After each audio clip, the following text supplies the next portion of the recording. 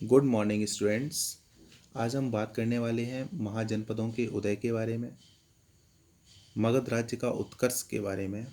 और उसमें हम आज बात करने वाले हैं बृहद्रथ वंश और हर्यक वंश की। तो आपको हम ये बता दें कि जो महाजनपदों का उदय कैसे हुआ। एक्चुअली क्या हुआ था ना कि जो छठी शताब्दी ईसा पूर्व तक लोहे का जो व्यापक प्रयोग होने लगा, उसने क्रांतिकारी परिवर्तन लाने का काम कर दिया था। तो जब मानवीय भौतिक जीवन में जब क्रांतिकारी परिवर्तन आ गया, तो छोटे छोटे जनपदों से महाजनपद बन गए। ठीक है। तो इनका जो उल्लेख है वो उनकी सूची जो है इन जनपदों की वो मिलती है। अगर पूछा जाए किस में मिलती है, तो बौद्ध ग्रंथ के अंगुत्तर निकाय में मिलती है और जैन ग्रंथ के भगवती सूत्र में मिलती है। लेकिन इन दोनों में कुछ भिन्नता भी हैं, डिफरेंसेस भी हैं, आप ये समझ लीजिए। और एक बात और बता दें हम आपको, महाजनपद काल जो थे ना, उसमें हम जब बात करेंगे राज्य कैसे कैसे होते थे, तो उसमें दो तरह के राज्य थे, राजतंत्रात्मक और गणतंत्रात्मक। अब जैसे राजतंत्रात्मक राज्य के बारे में पूछ लेंगे तो पता भी तो होने चाहिए, महाजनपद काल का जब टाइम चल रहा था छठी शताब्दी ईसा पूर्व में, तो उनके नाम भी तो आपको पता होने चाहिए। तो राजतंत्रात्मक राज्य के नाम आप याद कर लीजिए: अंग, मगध, काशी, कौशल, चेदी, वत्स, कुरु, पांचाल, मत्स्य, सूरसेन, अस्मक, अवंती, गंधार, कंबोज। गणतंत्रात्मक राज्य की बात करेंगे तो आप बहुत फेमस नाम है, आप लोग छोटे से पढ़ते आए होंगे, एनसीईआरटी में आप लोगों ने पढ़ा होगा, बज्जी तथा मल्ल।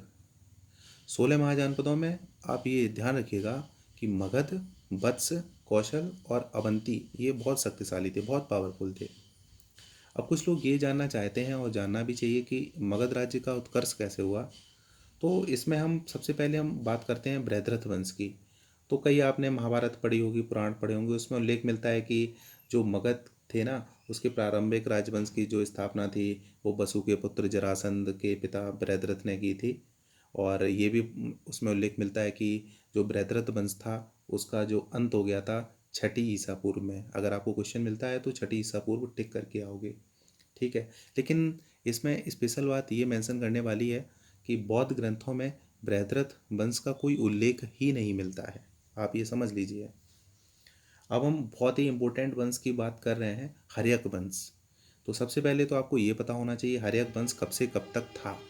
तो हर्यक वंश जो आपका था 544 ईसा पूर्व से 412 ईसा पूर्व। अगर आपको क्वेश्चन आते हैं तो आपको ये पता होना चाहिए जो आपका हर्यक वंश था 544 ईसा पूर्व से 412 ईसा पूर्व रहा। इसके जो राजा थे, प्रतापी राजा थे। सबसे प्रतापी राजा बिंबिसार ही थे।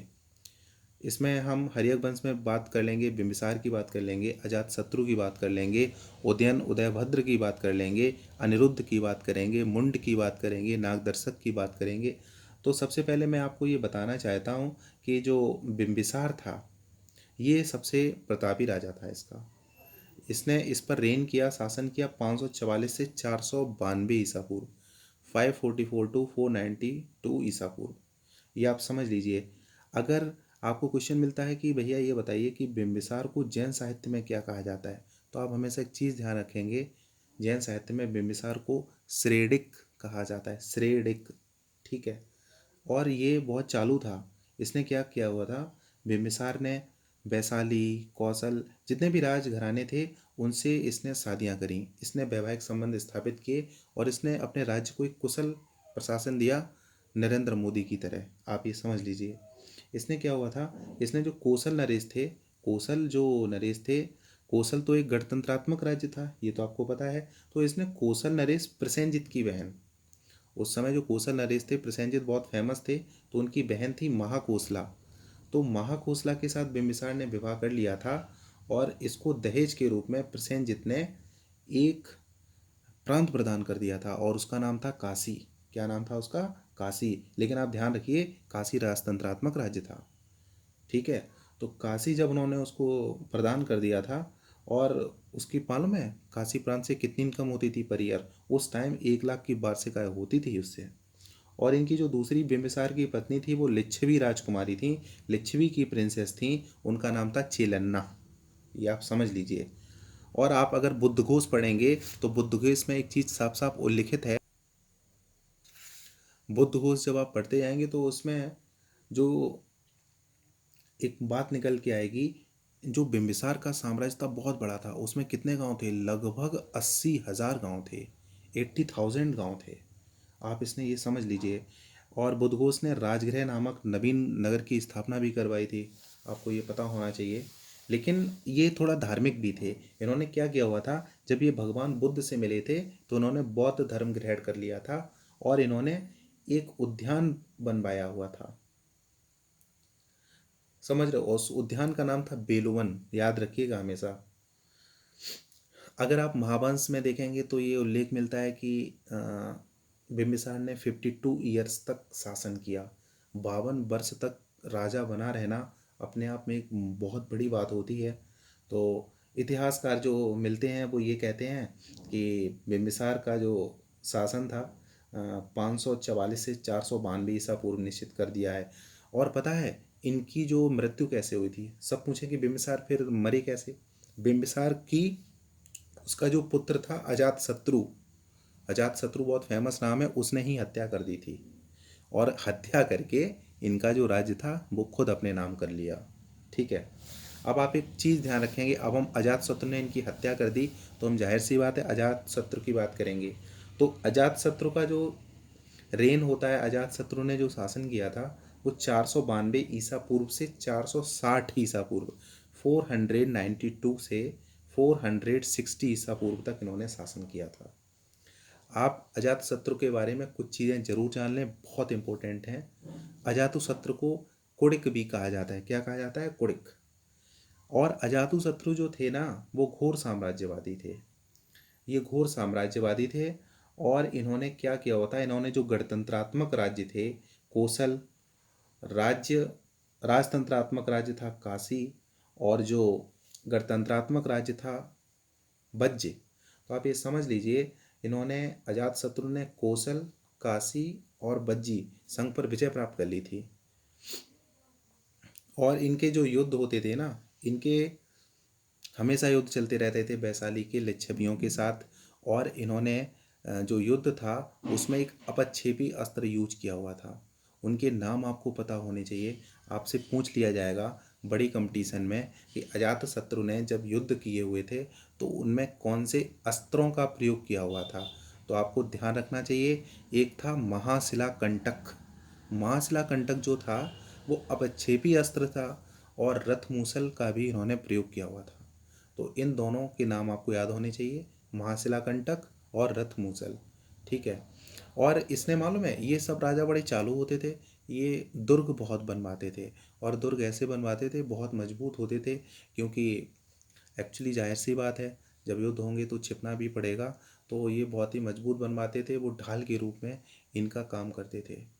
लेकिन एक बात हम आपको और बताएं, अजात शत्रु जो अवंती राजा था प्रद्योत, उससे भी इसका टेंशन बहुत रहता था। लेकिन ये कभी अवंती पर विक्ट्री हासिल नहीं कर पाया।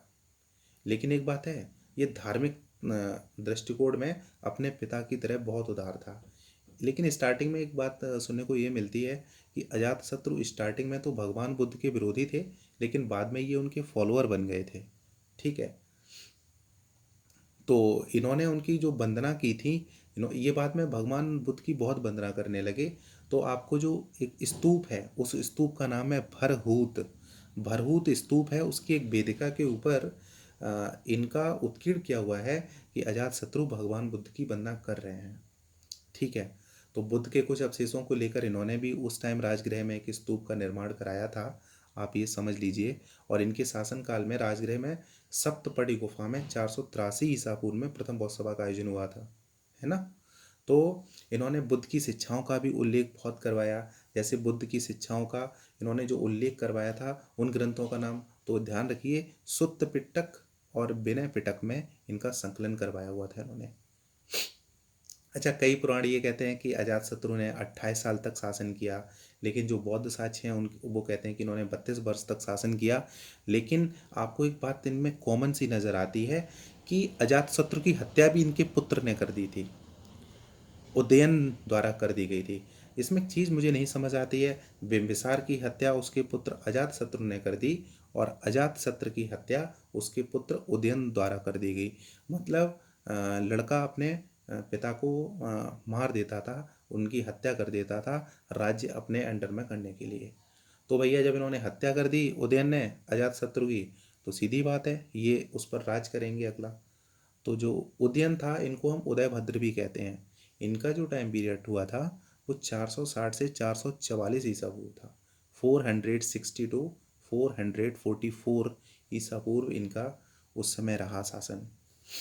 इसने 16 वर्ष मतलब राज्य किया।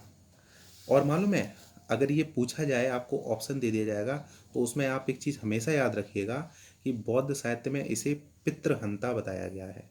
उदयन या उदयभद्र को क्या बताया गया हुआ है? पितृहंता।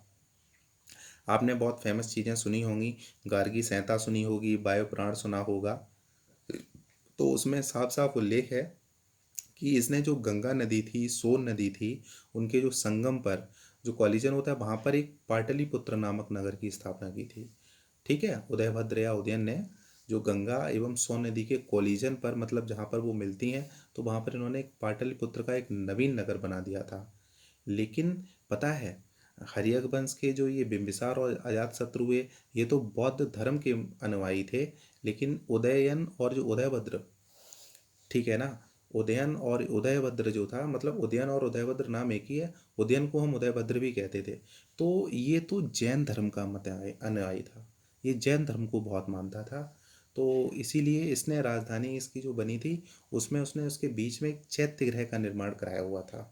ठीक है, और इसने मालूम है 30 मतलब पुराण कहते हैं, ऐसा हम नहीं कहते, पुराणों में 32 वर्ष तक राज्य किया। लेकिन जो ऑफिशियली है महावंश, अगर आपको महावंश के अनुसार पूछा जाए तो आप कहेंगे इन्होंने 16 वर्ष राज्य किया था, 460 से 444। और अगर ये पूछ लिया जाए पुराणों के अनुसार कितना राज्य किया था उदयन तथा उदयभद्र ने, तो आप लिखेंगे 32 वर्ष तक राज्य किया था। और अगर आप बौद्ध साहित्य, बौद्ध लिटरेचर पढ़ते होंगे, तो उदयन के बाद अनिरुद्ध आए हुए थे, मुंड आए हुए थे, नागदर्शक आए हुए थे। तो इन्होंने मिलकर 412 ईस्वी ईसा पूर्व तक शासन किया। आप ये समझ लीजिए, मतलब हर्यक वंश जो रहा 544 ईसा पूर्व से 412 ईसा पूर्व तक रहा। ठीक है, और जैसे ही हर्यक वंश खत्म हुआ था, फिर एक नया वंश आया हुआ था, उसका नाम था शिशुनाग वंश। शिशुनाग वंश के बारे में हम आप लोगों को बाद में बताएंगे, उसका एक अलग वीडियो रहेगा यूट्यूब पर। 412 ईसा पूर्व से 344 ईसा पूर्व चला था शिशुनाग वंश, उसके बारे में हम आपको कई चीज़ें बताएंगे।